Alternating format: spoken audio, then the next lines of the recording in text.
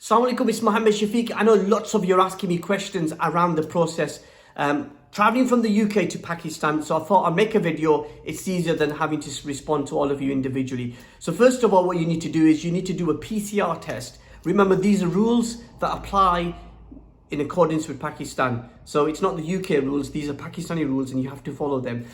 First of all, you've got to be double vaccinated. If you're not double vaccinated, you cannot travel on this flight. And you need to show evidence of that. If you've got exemption, health reasons, you can do that. So you get your PCR test done at least 72 hours before. Now, I personally used Randox. Randox is what I used. That's the certificate which they sent me.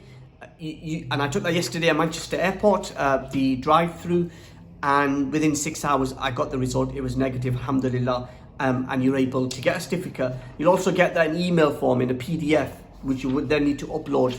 You then need to log on and put your own personal details and every passenger that you're traveling with onto something called the Pass Track. You can download an app through Apple or through Android, and you can do that yourself on the phone, or you can log on to the Pass Track government website. You can Google that and ask for Pass Track. And what you do in there, you just put your personal details, you put your flight details in, and then they ask you some questions around symptoms and stuff like that. And then you need to submit two very important documents. One is your copy of your passport. So you take a photograph of your passport, you submit that to Pass Track. You then submit this, which is the certificate, negative certificate that you've got. And then one more thing, you will then submit evidence of the fact that you were double vaccinated. As you can see there, I've got my vaccination, two vaccines I've had, I'm double vaccinated. I then submit that. You then also might require a copy of a Pakistan nationality card called the NICOM card.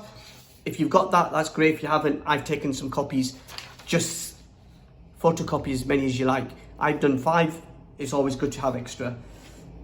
That's all submitted. Now you submit that, that's done and dusted. And then what you need to do is when you arrive at the airport, they'll ask you for copies of that. So you make sure you've got enough copies. And one final thing that you've got to do before you enter Pakistan, you've got to complete a personal declaration of origin and health. It's a questionnaire for travelers. You can pick this up at the airline desk or on the plane, or even when you arrive in Islamabad, and then there will be tests in Islamabad. I hope that answers all your questions. Sadly, I'm flying tomorrow, so I won't be able to answer any other questions, but I think I've given you a good instruction on how to do that. But if in doubt, speak to your airline in the first instance. Assalamu alaikum.